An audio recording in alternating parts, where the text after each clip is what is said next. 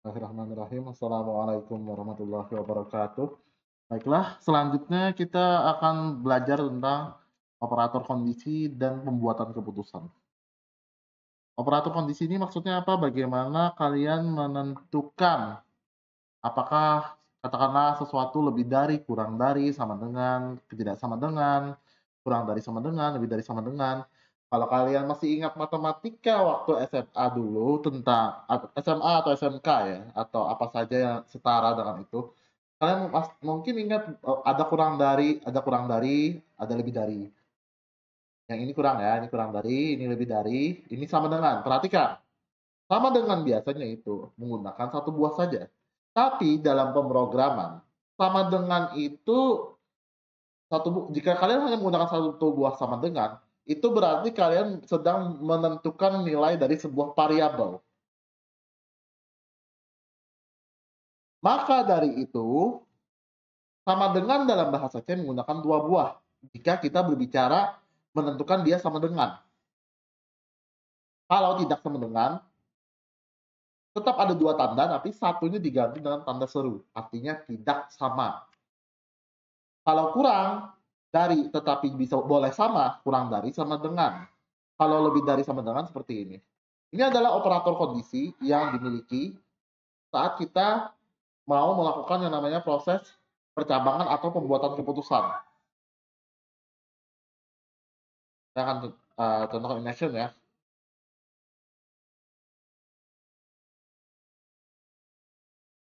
Jadi, nomor satu, kalau kalian perhatikan, nilai A adalah 5, nilai B adalah 10. Yang nilainya 1, ini berarti dia benar. Jika nilainya 0, ini artinya salah. Gitu. Ini salah, yang ini benar. Intinya jika benar nilainya 1, jika salah nilainya 0. A kurang dari B. 5 kurang dari 10? Jelas ya, 5 kurang dari 10. Tapi berarti kalau dia kurang dari, nggak mungkin 5 lebih dari 10. Apakah 5 sama dengan 10? Menurut kalian gimana ya? Jelas ya, 5 itu kurang dari 10. Sorry. Jelas ya, 5 tidak sama dengan 10. Selanjutnya, apakah 5 tidak sama dengan 10? Ya, tadi kan udah dijawab ya, 5 tidak sama dengan 10. Berarti kan benar. Selanjutnya, kalau 5 kurang dari sama dengan 10. Ingat ya, 5 kurang dari 10. Tapi apakah 5 kurang dari sama dengan 10? Cara mengetahuinya sederhana. Ingat bahwasanya 5 kurang dari sama dengan 10 itu sebenarnya ya kurang dari juga. Tapi kalau nilainya sama dengan 10, maka dia tetap benar. Jadi misalnya, maaf, jika nilai sama, kiri dan kanan sama, tetap benar. Jadi misalnya ini kan A-nya 5, B-nya 10. Kalau A-nya 10, yang ini, yang baris pertama ini nilainya 0, tapi baris ini nilainya 1. Kenapa? Karena nilainya jadi sama masih. A-nya 10, B-nya 10. Sama? Sama. A kurang dari sama dengan 10? Ya benar. A kurang dari sama dengan B? Ya benar, karena A-nya 10, B-nya 10. Kalau kasusnya 10. Kalau A-nya 5, A-nya 5, B-nya 10. A kurang dari B. 5 kurang dari 5 kurang dari sama dengan 10. Ya, kurang dari sama dengan ya. Benar ya. Yang kalau di matematika itu yang tandanya ke kiri, terus di bawahnya ada kayak garis satu buah. Garis lurus gitu. Nah itu. Itu kurang dari sama dengan. Kalau lebih dari, itu yang ke kanan, ada garis satu buah tambahan. Jelas di sini apakah 5 sama dengan 10 pertanyaannya? A-nya 5, B-nya 10. Apakah 5 sama dengan 10? Tidak. Apakah 5 lebih dari 10? Tidak. Jelas ya? Jadi seperti ini cara bekerjanya untuk operator kondisi. Ini akan menyesuaikan dengan permasalahan yang nanti mau dibahas. Apa saja yang mau kalian program, operator kondisi itu tidak terelakkan, jadi selalu ada. Tinggal permasalahannya apa gitu. Yang kedua, setelah kalian mengerti tentang operator kondisi, maka kita akan membahas tentang if suatu if itu seandainya Allah kita. Jika apalagi kata-kata yang serupa bisa dipikirkan ya.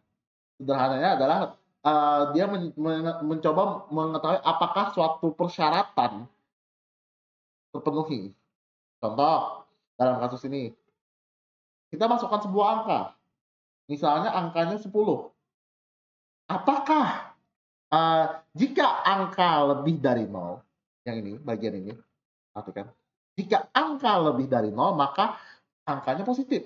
Kalau angkanya kurang dari 0, positif nggak? Nggak kan ya?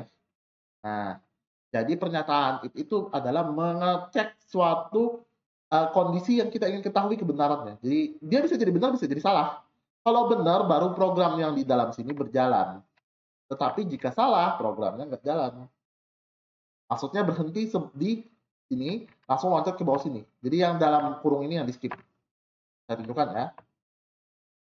Materi kedua. Saya masukkan angka 1, di sini ada angka positif muncul. Tapi saat saya masukkan angka, ini salah ya, ini materi kedua ya. Tapi jika saya masukkan angka, oh benar,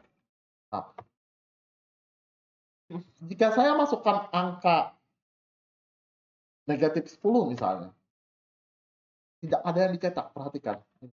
Tidak ada yang dicetak. Karena bagian ini akan dilewati, bagian ini dilewati.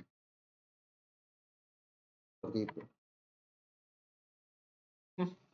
Lalu begini Pak, kalau saya ingin menunjukkan angka negatif, kalau misalnya dia 0 atau negatif, saya mau bilang bahwasanya angka bukan positif gitu. Ya, solusinya ada menggunakan yang namanya if else ini, pernyataan if else. Kalau di sini berarti nanti seperti ini. Else di sini apa? Misalnya print f angka bukan positif. Misalnya, kalau yang mau angkanya negatif ditunjukkan seperti itu. Tapi ini saya tidak membahas ini dulu. Kalau saya akan memberikan contoh lain untuk if else. Tahu ini beberapa situs yang mengasih keterangan masukkan umur Anda. Terus dia ngecek kalau kamu udah cukup dewasa baru bisa ngakses, kalau enggak kamu udah pergi sana gitu. Nah, itu. Nah, pergi sana itu dilakukan dengan cara seperti ini. Menggunakan if else. If-nya itu dia ngecek umurnya berapa. Dia tanya, "Oh, umurmu berapa?" Kamu bilang misalnya 20. "Oh, berarti kamu cukup umur, selamat datang." Lalu, oh no, lalu ada anak kecil datang, ditanya, "Umurmu berapa?" 14 tahun. Atau 10 tahun.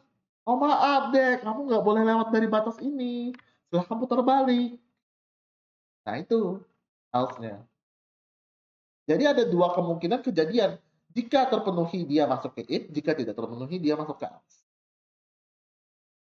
Saya tunjukkan. Umurnya misalnya 20.